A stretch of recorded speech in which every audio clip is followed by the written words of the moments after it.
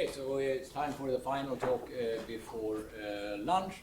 Let me point to this first here. We will have a picture taking right after, essentially right after this lecture, so don't vanish, and we will take it outside. It says 12:30 here, but it might be earlier if we finish. So, the speaker is Stefan Teufel from Tübingen. Please. Thanks for the introduction. Thank you very much to the organizers for inviting me here for more than 1 week. I'm really enjoying it. And so the topic of my talk is something which is not so recent. I think the result is more than 3 years old. It's joint work with Volker Beetz. I mean, we're still working on these kind of things, but this result is a bit older, so I apologize to everybody who heard this talk already some time ago. The reason why I picked this topic is twofold. First of all, I think it fits into the general theme of this program. And second, it's, as you will see, and I will emphasize at many points, it basically, it's very much based on ideas of Michael Berry, and I never had the opportunity to present this in front of him yet, so I thought I just have to do it when he's here. And actually, for those of you who attended his talk on Monday, it's basically half of part 2 of his talk. So it's much more relaxed, my talk, than the one on Monday. It's only a very tiny part of this. Many ideas he presented on Monday. So, and as a warning, since it's more relaxed, I will spend basically half of the talk with my introduction. It's a very simple thing I'm looking at. I mean, the equation is very simple, but I'm not so sure if everybody here is familiar with the problem, so I spend a lot of time so you can really understand what the problem and what the structure of the problem is. So it's basically a adiabatic limit of quantum mechanics in the simplest possible setting. So what we're looking at is the system of linear 2x2 system of linear ODEs, which I wrote in this way, where H is usually called the Hamiltonian. It's a time-dependent 2x2 matrix, which is taken to be traceless. You can just kick out the trace part and multiple of the identity here. That doesn't change the equation at all. And it's assumed to be symmetric for simplicity. So the general case in adiabatic quantum mechanics would be where H is a Hermitian time-dependent matrix, and this you can do with exactly the same techniques, but for simplicity, we look at the symmetric case. So it's X is what usually people call psi. I used X not to somehow discourage people with quantum mechanics notation. X is a vector in C2, time-dependent, and since IH is, so to say, antisymmetric, the solution of this equation will have a conserved norm, so we usually start with initial data with norm 1. So basically, the solution of this equation is just the solution vector will just rotate in C2. Okay? It's just a dynamic on the unit sphere. We're interested in the limit where this Hamiltonian changes slowly with respect to the fixed microscopic time scale. And that's why one introduces this parameter epsilon, and then one just does a change of coordinates, a substitution goes to the macroscopic time scale, and the epsilon goes in front of the time derivative. Okay, so that's actually the equation we are looking at on this macroscopic time scale. And for later use, I will already now parameterize this symmetric matrix in a very special way. So you get used to the notation. Rho of t is the eigenvalue, the plus minus rho of t are the time-dependent eigenvalues of the matrix H, and theta in some sense parameterizes the eigenspaces. And rho is taken to be strictly positive for all times. So the two eigenvalues do not cross or come near each other. Okay, how would you solve this equation, or try to solve this equation? If this matrix were time independent, of course you would just diagonalize it, and then you would get two decoupled equations. If the matrix is time dependent, of course also your eigenbasis is time dependent, so your orthogonal transformation diagonalizing H will be time dependent. That's the U of t. And if you write this equation here in the time dependent eigenbasis, then you will end up with this equation, where on the diagonal you just see the eigenvalues, which come from diagonalizing h, but since u is time dependent, taking a derivative of the u will give you also off-diagonal pieces here. But since it's varying slowly, the time derivative, epsilon time the time derivative is of order epsilon, so the off-diagonal pieces are small. But in a sense, you have an epsilon here and an epsilon here, so it's not completely obvious that the two things decouple, but it's very simple to see. And that's the content of the so-called adiabatic theorem. It's just looking at it a little bit more closely and you will figure out that indeed the two parts decouple. You get a solution for the plus component. So the plus always refers to the component and the corresponding basis to the positive eigenvalue and minus to the other component. So we'll just get, the adiabatic theorem tells you that up to all errors of order epsilon you forget the off-diagonal pieces. That's very simple. Okay, and now this is all just motivation. One could look at or one does look, and in many physical problems it's the interesting question to ask. Look at the case where this limit, this matrix H has limits for large positive and negative times. So in a sense you're looking at the scattering problem. Initially your H is fixed, then you slightly modify it, and then it's fixed again. And you would like to understand what happens, for example, if I start with this initial condition at time minus infinity, which is completely lies exactly in one of the at time minus infinity constant subspaces of the matrix. So, for example, in the following, I will just start with an initial condition which is completely in the plus eigenspace. And the adiabatic theorem tells here, I mean, if the initial conditions lies in this plus eigenspace, the solution will just follow this time-dependent eigenspace corresponding to the positive eigenvalue up to errors of order epsilon. Okay. And now you can do a simple computation. I don't go into the details. You just use the adiabatic theorem. In this case, you get even a better error estimate. And you just, for the plus component, and then you compute the lower component just by variation of constants. Given this upper piece, you get this formula, just integrate basically this coupling.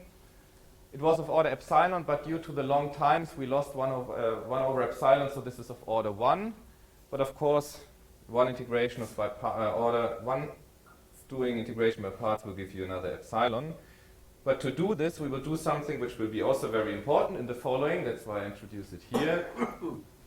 These exponents look a bit ugly, so we just do a reparameterization of time and introduce a new time variable, which is now called tau, which I will call the natural time scale. And it's just given by the integral, or 2 times the integral over the eigenvalue. And since, let's say 2 rho is just the gap between the eigenvalues. And since rho is strictly positive, this is just a reparameterization of time. So it's a diffeomorphism of the real axis. So in this new variable, this expression looks just a bit simpler because these integrals become tau. This time derivative becomes a tau derivative. And we get this expression doing integration by parts once. Will give you this for the boundary term, which is of order epsilon, and some other terms which are even smaller. Okay, that's nothing new. But now we are in the case where we want to do the scattering limit. Now let's see how this thing here behaves for large tau, for tau to plus infinity. So that's the component which will, in the end, have made the transition from the plus eigenspace to the minus eigenspace. So you compute the absolute value of this, and you get this integral from the formula before. Okay, now to evaluate this integral, we just assume that the derivative of this coupling function in this natural time scale is an meromorphic function, and just to keep it simple in the beginning, let's assume it has just one pole in the lower half plane. Of course, it will also have one in the upper one because it's real on the real axis. And then you can compute this integral. Basically, you just insert to compute the residue at the pole, which is then given by gamma. And okay, so maybe I should make a short drawing, which is also important for the following. So this is the real time axis or tau axis. This is the complex plane.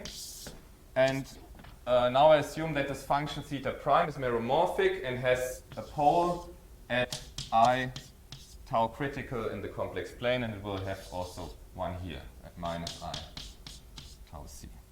Okay, so that's basically the poles of the function theta prime of tau. So, but if you do this, if you insert this pole here in this exponent, you see that since it's, you will see that you get indeed an exponentially small factor in epsilon. So what this computation suggests is that indeed the probability of the piece of the solution which makes the transition from the plus to the minus eigenspace is exponentially small in epsilon. Although, of course, the adiabatic theorem told us in this computation, which is completely nonsense from a mathematical point of view, just gives you an idea, we drop terms of order epsilon squared which are much, much bigger than this piece we computed in the end. So this is not rigorous, and indeed it's wrong. The prefactor here is just wrong. It's not the right thing if you really compute this quantity, but the exponential is correct. And it's correct for the correct reason. It's just the right thing. Okay. This is, so to say, the first observation. The adiabatic theorem tells you the thing in the other component is of order epsilon, but this computation tells you actually what really goes to the other subspace is in the end only exponentially small. And just to mention it already here, the correct Landau-Sehner formula, which is basically this class of formulas for this exponentially small transition probabilities, how you call them in quantum mechanics, is given here. So that's the right exponent, but the prefactor is just different. And this, and I'm not absolutely sure about the history here, so as far as I know, this was first, this correct prefactor first found by Demkov et al., and the mathematical proof was given by Alain Joire. Okay, so the question is, or maybe just one remark on how you prove this correct Landau-Sehner formula. What you can do, instead of doing the adiabatic theorem along the real axis, which gives you only this order epsilon, which is not enough, you do the adiabatic theorem, basically you integrate the equation along a path in the complex plane, which is the so-called anti-Stokes line, where the dynamical phase basically gets an exponential, an exponentially small real part. So basically you prove this by solving the equation not on the real axis, but on a path in the complex plane. But now you could ask, or people ask, what happens in between minus infinity and plus infinity? So you can compute the right transition probabilities, but you don't know how they occur, how they develop in time. So the question is, what happens for finite times? And as I said, the adiabatic theorem tells you that the lower component is for finite times of order epsilon. Now there are improvements to this, and I think the first to observe this was Leonard in 59. He observed that if you choose a slightly different basis than the so-called adiabatic basis, which is just the basis of instantaneous basis, which lies in the instantaneous eigenspaces of H. If you slightly deform this, if you take a slightly different basis, then in this new basis, the lower component is actually of order epsilon n plus 1, where you can do this for any n, given sufficient regularity of the Hamiltonian. So that means that the true solution really does not follow the adiabatic basis, but something which was termed superadiabatic basis by Michael Berry, which is something which is very close by the adiabatic basis, but not exactly the adiabatic basis. So you can find these superadiabatic bases, and the solutions will stay in there much better. Now, you can do the usual thing. You can say, okay, let's optimize this and pick the n as a function of epsilon in such a way that we really get exponential errors. And this was done on a mathematical level. I mean, of course, it was known that you can do that in principle, but the rigorous proofs were given by, actually all in the same year, by 3 different groups of people, by Alain Joire and Charles Pfister, by Georgen Enschu, and by Johannes Röswand, who actually gave probably the simplest argument. And in a much, much broader setting, I should say, that you can find superadiabatic bases where the solution stays up to exponentially small errors. Okay, so but all these work on adiabatic on exponential estimating for adiabatic quantum problems, they give only upper bounds. They don't tell you really how big is this exponentially small thing. They tell you just it's most exponentially. But in the end, you want to know what are the numbers here? Okay, so and I should say, I mean, many generalizations, of course you don't do this for 2x2 matrices only, you do this for general time-dependent Hamiltonians, which are typically unbounded and so on. Good, so before I tell you the answer, which was basically given by Barry, let me show you a few pictures to repeat what I just said with pictures. So what I plotted here is just a numerical solution for some Hamiltonian which decays fast for time to plus minus infinity. I don't even remember which one. And what you see here is the lower component, so the x minus. This should be an x, not a psi, which starts at 0. And then that's, so to say, the region around time equals 0 is the region where the Hamiltonian is really changing. It develops some oscillations and then converges to the limiting value given by the Landau-Wiener formula. And now what I would like to show is how this picture changes if I make epsilon slightly smaller. The adiabatic theorem tells us that the supremum here should be of order epsilon, but the Landau-Wiener formula tells us that this piece here should be exponentially small. And this is exactly what you observe. So if I go to epsilon 1 over 5, and actually this axis is rescaled in every step, you should just look at the ratio of these two things. And then epsilon to 1 over 7, you see this really shrinks like epsilon, this shrinks exponentially fast. So for small epsilon, the ratio between the final value which you're interested in and the value at finite times becomes very, very large. Okay.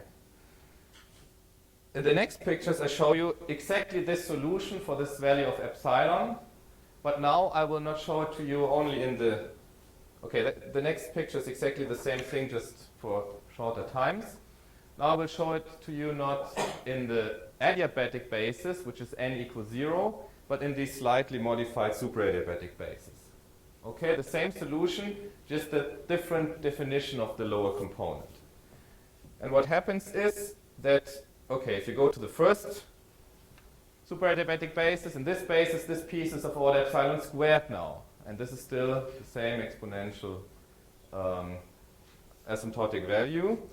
And if you go to higher and higher superadiabatic basis, suddenly the ratio between these maxima of the oscillations here and the final value becomes smaller and smaller until you get to the optimal superadiabatic basis for this value of epsilon, where the transition from 0 to the final exponential value is almost smooth with almost no oscillations. Okay, so that's the structure of the problem. And this was discovered, as I mentioned before, in 1990 by Michael Barry, who termed these transition histories, the superadiabatic transition histories, and he discovered that these transition histories have a universal shape, and he actually computed the shape of these transition histories for all times, not only the asymptotic values as given by the Landau-Wiener formula. And maybe this is known to some of you under this general idea of smoothing of the Stokes discontinuity. Okay. And the technique he used, the idea he used to compute this transition histories, I mean, what you have to do, you have to solve in a sense, you have to solve the equation and you have to find the right basis to represent it, the optimal superadiabatic basis. And the way he did it is just by an asymptotic expansion of the solution powers of epsilon and then truncating the solution. This will give you the optimal superadiabatic, or this will give you the superadiabatic basis. Okay, and the first mathematical proof of this idea, actually there was, I don't know how many people really tried it, a small group of people tried to really give a rigorous proof to this, and it turned out it's not easy at all. I mean, the arguments are very convincing, no doubt, I mean, exactly to the point, but to turn it into a proof turned out to be quite difficult.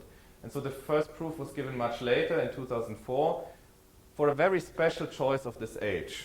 So for one parameter family exactly of this form, and I will tell you in a second why this is a very special choice. Okay. What we did was essentially in the end the same result, but the idea, the philosophy behind the approach is a slightly different one. Not expanding the solution in powers of epsilon, but the idea was to basically diagonalizing the Hamiltonian here order by order, to not look at the solution but at the generator of the dynamics. So and this is a well-known thing that you can, basically was due to Leonard, that in this, if you write the equation in this nth adiabatic basis, the Hamiltonian here will have a form where you get something on the diagonal which is close to the eigenvalues, and off-diagonal terms which are, as I showed you in the adiabatic basis, here was an epsilon theta dot, so it was of order epsilon. In the nth superadiabatic basis, these terms are of order epsilon to the n plus 1. So you write your equation in the nth basis, and then you try to optimize here in the equation, and then compute the solution in the optimal basis. Okay, so the problem is, of course, as usual, if you fix epsilon, then these guys diverge as n goes to infinity, so you cannot really take the limit n to infinity for fixed epsilon. You have to optimize, choose for each epsilon the optimal n, in order to get, in the end, exponential errors.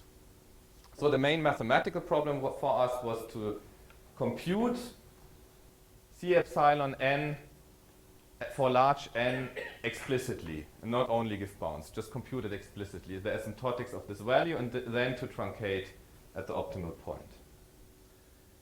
Okay, and once you did this, once you know this equation with exponentially small coupling terms in the superadiabatic basis, then you can, from this equation, just do the usual perturbation theory argument to compute the solution up to exponentially small errors. So you get from this, you will get the transition histories and the Landau-Zener formula and everything for free.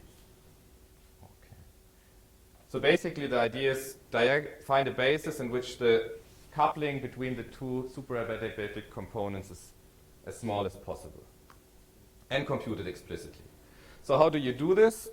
Okay, the first step is to go to this natural time scale, because in that time scale the Hamiltonian takes a form where the eigenvalues are constant plus minus 1/2. So you basically get this normal form and you work on this.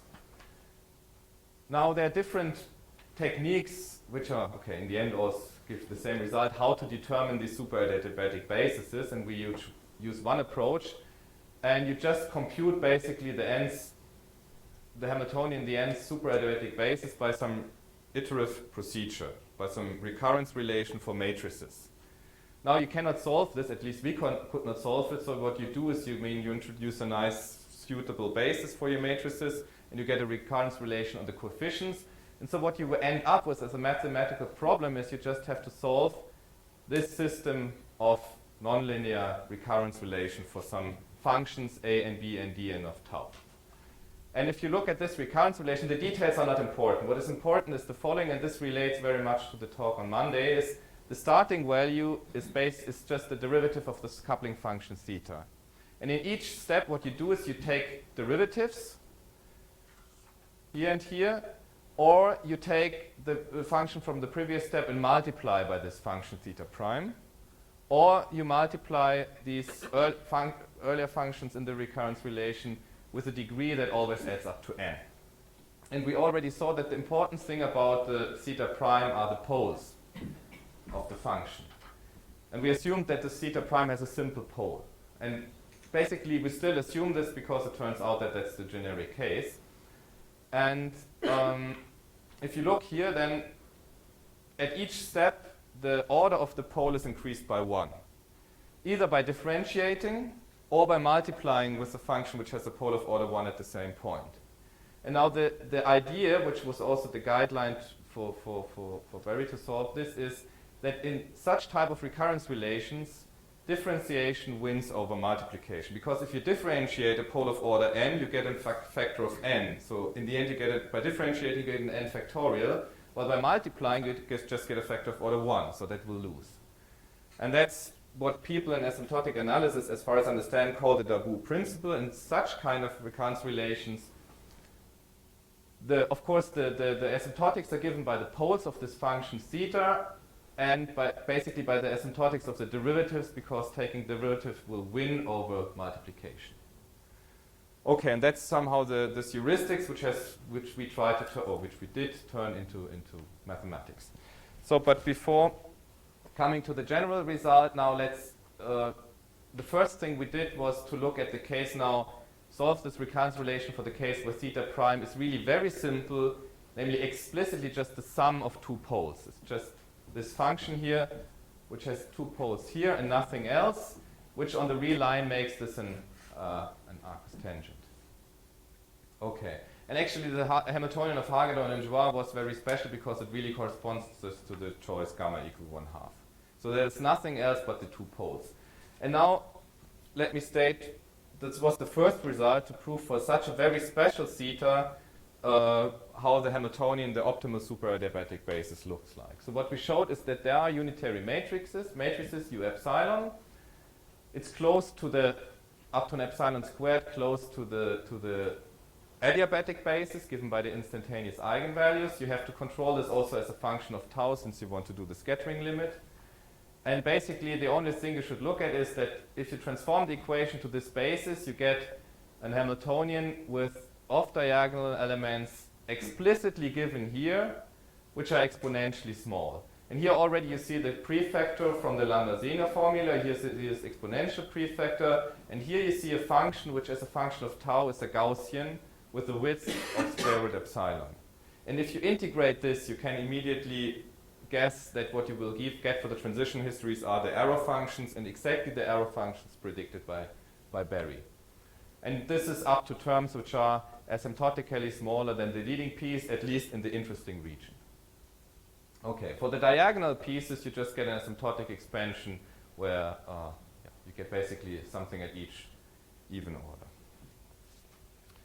Okay, so that's the result. You can diagonalize the equation with an explicitly given exponentially small coupling term.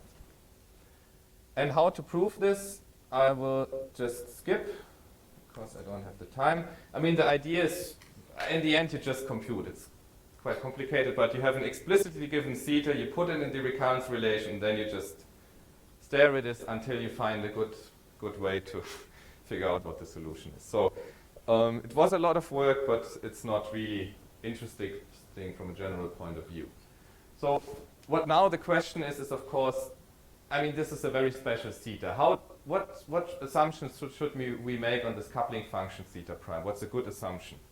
So in the end, what we would like to understand is the case for just a generic given h of t in this original physical timescale. But then we did this transformation to this natural timescale. And in this process, and this is basically also an observation which was at least detailed by Berry, it turns out that the generic thing what happens is that your theta prime will have the following structure near the poles. It will indeed have simple poles of order 1, but, and that's the bad news, in addition there will be something, will be branch point on top of this poles with lower order. So you don't have the situation which you would like to have, that you have something with a pole plus something which is analytic on a larger strip, so you can get rid of it easily. So the correction to the theta prime is not a function which is somehow analytic on a larger strip.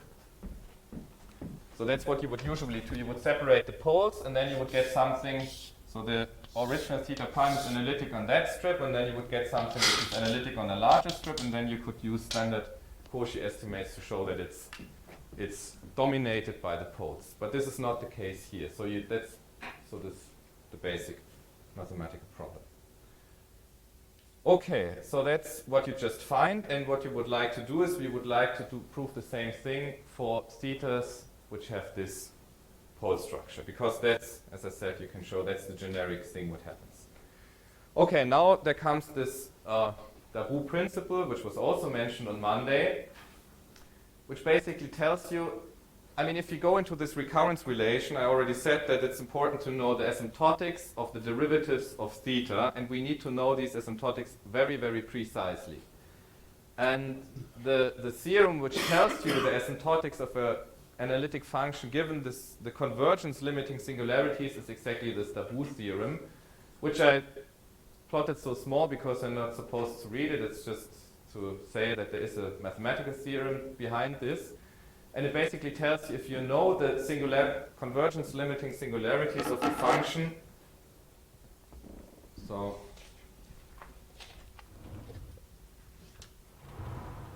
you have a function, let's say here it's at 0. You know that it's analytic on this disk, and that on the boundary of the disk is one or several singularities, then the asymptotics of the function at the point 0 can be given, of the derivatives for large n can be given in terms of the singularities of the boundary, nothing else. And that's basically what you have here. And I should mention, maybe also as a question to the many specialists in the audience, to this principle people often refer, and basically they know what the asymptotics are, but I never found a proof of this general effect. I mean, if you have several singularities, convergence limiting singularities, and in particular if your alphas are, I mean, if you have branch points here, if you have this situation. So, I mean, it's not hard to prove, but we couldn't find any reference in the literature. Okay, so what you should remember is this theorem tells you that the nth derivative of f at the point, I mean, I just centered everything to the point 0, behaves like n plus alpha minus 1 factorial, where alpha is the strongest pole on the convergence limiting circle, divided by r to the n plus alpha. That's the asymptotic behavior of the nth derivative. Okay. So, and now the technical thing to somehow show that in the end the first order poles dominate the behavior, I mean the asymptotics of this recurrence relation is what we called Darboux norms, and okay, we couldn't find this in the literature as well, and the idea is the following. I mean, we want to somehow, some way to control very precisely what parts of this function have what type of asymptotics when taking many derivatives.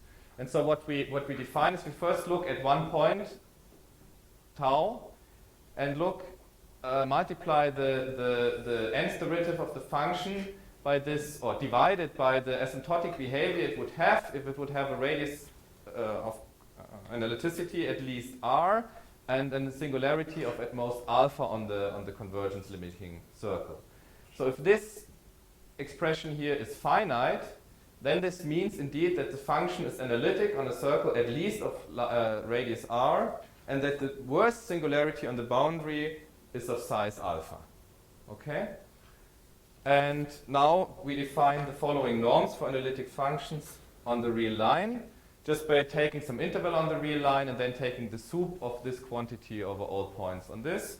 And we define the spaces, which one could call Darboux spaces, in the following way. These are just the functions for given r. So r is the radius of the circle here, and alpha is the worst exponent of the smallest exponent of the singularity on the circle. These spaces of C infinity functions on the real line for which this is finite, and this is a spaces, Banach spaces of analytic functions, which, as I said, have an analytic in a strip of size r, and the worst singularities are of size alpha. So now we can formulate the assumption of our theta prime now not in terms of the singularities, but in terms of the derivatives, I mean of the asymptotics of the derivatives of the function theta prime. So what we assume in the generic case for the generic theorem is that at leading order we have this simple pole structure, but in addition we have something, a function, a reminder function, which lies in one of those Darboux spaces. And as I said, and that's basically the argument due to Berry, you can show that for our problem here, generically, this reminder term will exactly have this structure, that it will be in one of these spaces. So that's an assumption which is generically satisfied. But with this assumption now, which is only an assumption about the function on the real line, we can go into our recurrence relation.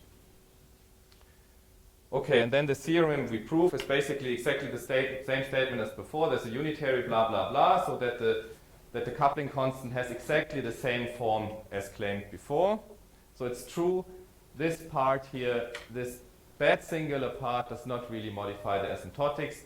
And actually we can basically give also a correction here to the phasors. Somehow we go one order higher in the expansion of this parts, so some corrections to the phase, which are interesting because with this you can also describe the first order corrections to this error function. Okay, but what I would like to just to mention as a more general tool is the use of these Darboux norms in the proof. So how do these norms in a sense give a mathematical way of making this principle of multiplication loses to differentiation? How do they make this precise? So these norms have the following properties, and they are basically central to the whole analysis. If you take two functions from such spaces Fn, Fm, where R and so the radius is just fixed, we're always talking about the same location of the singularities, basically. Then if you differentiate the function, the order of the pole will become worse. So we will get your alpha, which I now denoted by n again, will get larger by 1. And these norms have the property that in this, so since the singularity becomes worse by differentiating, you have to take another norm, because otherwise it will be infinite. But if you take the correct increased norm, the norm of f prime will be bounded by the norm of f. So differentiation basically leaves the norm invariant, while multiplication with a function which has a pole at the same point gives you a factor 1 over n in these norms. So in a sense that's the general factor, but for the special case where we multiply always with a function which has a pole of order 1, this is really what we need. So these two properties of the norm basically give you a tool to make this idea of multiplication loses to differentiation precise. Okay, so that's what I said all the time. Okay, so in the end, to prove the whole thing, one just had to take the intuition or the understanding serious and just make it turn it into a bit more precise mathematics. So, that's good. That's what we did until now. So, of course, these 2x2 level systems are extremely special. I mean, from a practical point of view, probably completely uninteresting. Because you could, for example, if you're really interested in the details of the solutions, you can put them easily in a computer. But from a conceptual point of view, I think these two-level problems really played a big role in the development of quantum mechanics. And let me mention that you can use exactly the same, you get exactly the same structure not only in adiabatic quantum mechanics, but also in other problems, also other very simple problems. For example, if you look at the classical harmonic oscillator with a time-dependent frequency, you will end up with exactly the same problem. And there you could ask, for example, if I have an oscillator which is constant frequency, and then I analytically modify the frequency a little bit, how much energy do I pump into the system? And that's exponentially small, and you could then look at the super adiabatic invariants and their histories, and you can do this exactly with the same techniques and get similar results. Another realization of the same mathematical problems is also in quantum mechanics. If you look at the one-dimensional Schrödinger equation and what is called above barrier scattering, you send in a state which has an energy larger than the supremum of the potential, so classically you will go over it. Quantum mechanically you will see exponentially small reflections. And again you could ask, where do these reflected pieces grow or start? How does it really look like resolved in time? How do these things happen in time? And you can answer this with exactly the same techniques. Another project, and that's basically a long-term project with Volker, and that was the original motivation for looking at this, and also I think the reason why we looked at this idea of diagonalizing the equations instead of expanding the solutions, is we would like to apply this to adiabatic transitions in molecular dynamics, where instead of this time-dependent Hamiltonian, ODE with a time-dependent Hamiltonian, you have a PDE with the right-hand side, so the usual Schrödinger equation with the right-hand side, where with the usual Laplacian, and then instead of the electronic Hamiltonian, you just put a 2x2 matrix. You have, so to say, you reduce to a two-level system. So, okay, yeah, you will not be able to see this class. So you have here some V11, V12, V21, V22 of x, and there, so to say, the adiabatic approximation is known as the Born-Oppenheimer approximation. You can do this also to arbitrary orders. You can also prove that the transitions are exponentially small if this V is analytic. But basically, nobody knows how the transitions really look like. So there's almost nothing known about beyond bounds on the transitions between the corresponding levels. But this would be somehow interesting, probably also from a practical point of view, because these transitions do play a role in quantum chemistry. And so the idea is, or our project is, and we have heuristic results, predictions, which are, as far as we know, completely new about how these transitions happen. But here, okay, the mathematical proof is still missing. But the idea is exactly the same as here. You just try to diagonalize this operator up so that the coupling terms are of order epsilon to the n plus 1, and then you optimize, and then you want to have a concrete expression here on the off diagonal. Of course, in this case, these coupling terms will be some sort of pseudo-differential operators. Okay, so that's all. And I would like to thank you very much for your attention. Thank you, Stefan Teufel. For this, questions, comments? Okay. Just some little general thing which you certainly know but didn't say. You mentioned the word generic, and you emphasize the difference between the original time variable and the Tor variable, and the different analytic structure that theta prime has. A fact, by the way, which I first learned in a paper by Pachukas that made this point. But when you do that, then you think, what is generic in the original Hamiltonian? And the answer is zeros of the spacing, namely complex degeneracies. And the simplest complex degeneracy is simple zero. And this gives rise to them. I think it's a special gamma is a third, or something. I can't remember exactly. Yeah. But that has a special status in this work. I mean, you surely know it. No, yeah. And the other remark is that you wonder about proving the Darboux if you have a number of branch points. Well, I don't know how to make a rigorous proof, but it's obvious how it'll go. You just write the Cauchy integral and expand the contours until the contours are snagged by the separate branch cuts which go out to infinity, and then you've got a lot of separate integrals. And the mathematics will be showing you can really localize and separate. That's usually that's how we prove it. Yeah, I mean, so I think, but you said you didn't know a proof. No, I mean, I didn't know a proof in the literature. I was just wondering because everybody's referring to this, and I agree the proof is. That's how you do it. That's how you do it. But if you really do it, it's not hard. I mean, it's in the appendix. It's nothing somehow to brag about. But I was just wondering where to refer to. I mean, who's the one who did this? I mean, it seems like an interesting and useful fact for many people. So, if you're an asymptotist, you sort of do it by instinct. I haven't seen this proof, but the way I would have gone is with a trivial modification of that. Yes. Namely, lift your problem to the Riemann surface, yes, and probably take rational alphas. Because if you can do it for rational alphas, limiting argument will take your real alphas. And then you have a much simpler Riemann surface, because the Riemann surface corresponding to global analytic functions, and you have a Cauchy theorem.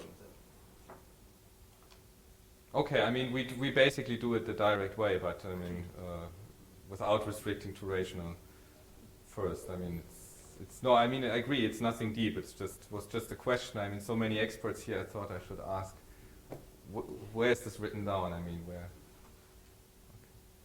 Okay. Questions, comments? Not. We thank Stefan very much.